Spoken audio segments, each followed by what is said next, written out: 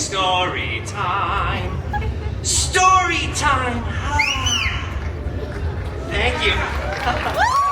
Oh, shucks. We got any fans of Mr. Rogers out there? All right. I'm a pretty big fan of Captain America myself. So many beautiful shining faces out there. Well, as you already know, I'm Earth's mightiest Deadpool. Are you all ready for story time?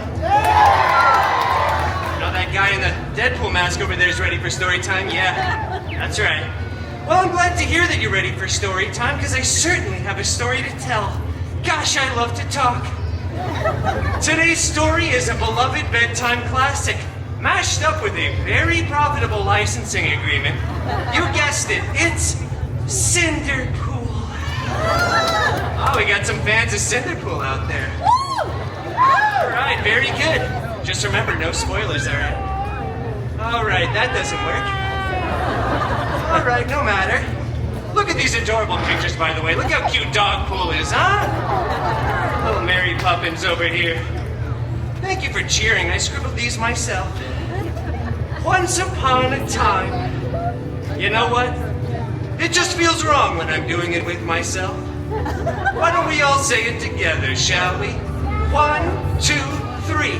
Once upon a time. See, wasn't that so much more fun and interactive when we're all in this together?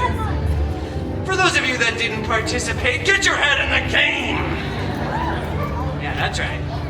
Well, anyway, upon that time, once, Cinderpool lived in a big mansion with his shiny-headed step-professor and a bunch of hideous step-mutants.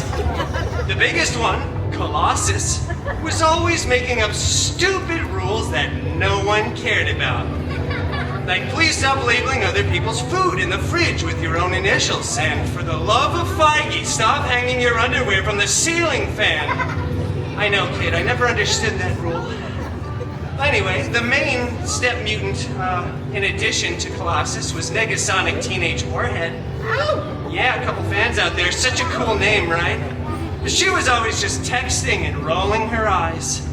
They were both super jealous because Cinderpool had a much, and I mean much, larger fan base. Yeah, they don't call this story time with Colossus now, do they? One day, an expendable non-union extra came running across the mansion grounds, screaming. King Thanos was planning the biggest battle of Phase 3. The last truly relevant phase. Cinderpool desperately wanted to go to the big battle, but Colossus said, no. Too dangerous. Cinderpool don't know how to be part of team. And then Colossus ripped up Cinderpool's nicest costume before Negasonic Teenage Warhead, again, such a cool name, made it explode into a million pieces with her mind powers. And then popped her gum. Oh, so Gen Z. On fleek, Sigma, no cap. Cinderpool was very bummed and felt very vulnerable and exposed. Minus 100,000 aura, as Negasonic would say. That's right. He ran out onto the mansion grounds, stumbling for dramatic effect. Oh, hello there, camera. When suddenly, out of nowhere, a big, strange, sparkly circle appeared. And from out of that big, strange, sparkly circle walked out Cinderpool's fairy, hairy god mutant.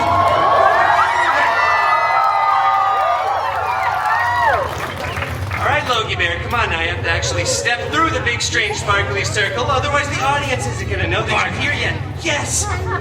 Hey, where's your matching cardigan, by the way? I made it just for you. I shredded that. Oh, wow, that's not very demure of you, Wolvie. Not very mindful at all. That's okay. We'll get started anyway. Oh, fairy, hairy god mutant Wolverine. I desperately want to go to the big battle, but my mean step mutants destroyed my costume. Shut up! Growled Wolverine lovingly. What? Well, I have to go to the big battle. I don't have a costume. So get another costume then. And stop writing me into these stories. Okay. Well, after that very sage and somewhat Australian advice, Cinderpool headed off to the wardrobe department to get a freshly laundered costume, and then went to the big battle. Cinderpool missed most of it, though, because he stopped for some delicious chimichangas along the way. You know, priorities. But rest assured, when Cinderpool got there, the Avengers were still winning. Captain America looked so cool and so ruggedly handsome in those pants. And meanwhile, Cinderpool's very hairy god mutant Wolverine was... I'm going to Pim's. Okay, well, I mean, yeah, Pim's Test Kitchen, yeah, that honestly checks out. That's all right, I don't think we really had the rights to him at that point anyway. Well, anyway, as the aliens were finally fleeing away in defeat, Cinderpool saw something on the steps of one of the spaceships. It was a single glove. High five, child. There we go. Wow, this glove was so fancy, big and gold with beautiful jewels. I think there were 6 of them, not that that's really relevant information. I wonder who this fits, thought Cinderpool before trying it on. After some clicking, whizzing, and whirring, it adjusted right to Cinderpool's arm. Then, out of nowhere, Iron Man came flying in, screaming, saying, "Hey, take that off. This is my sacrifice to make, all right? I really don't want to be Iron Man until I'm 90. In fact, I would rather be doomed than be Iron Man again. Doomed, I tell you. Trust me, I'm just as confused as you are." And then other, much less relevant Avengers came running in too, saying things like, "Put that down, that's not a toy, whatever you do, do not snap." So obviously Cinderpool snapped. Right, kid? Yeah, he snapped a bunch, both physically and mentally. Then the weirdest thing happened. It was probably unrelated to Cinderpool's actions, but half of everyone kept disappearing and then reappearing and then disappearing again. So many people were crying. Tony said "I love you" like 3,000 times. It was a real mush fest. But rest assured, everyone did come back. Except for those that text and call during a movie theater experience. We didn't want them back. But everyone else did. But then the Avengers tackled Cinderpool, ripped off his new favorite glove, and then when they went on to remake the movie, they CGI'd Tony's head onto Cinderpool's majestic body, and it went on to become the most profitable film of the Feige Cinematic Universe. The FCU, as I like to call it. I know, I'm still workshopping that acronym. I feel like there's just one too many letters.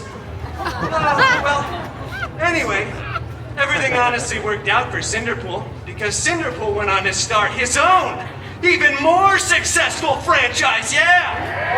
That's right. Yeah, thank you. So successful, in fact, that Cinderpool was eventually invited to be part of the Avengers Endgame 2. Electric Boogaloo. Yeah, in theaters at some point. Well, anyway, that's the end. Game, as they say. It kind of sounded like fake laughter. I practiced that joke in the shower all morning. You can laugh a little harder than that. Okay, well, that's actually a little bit too much.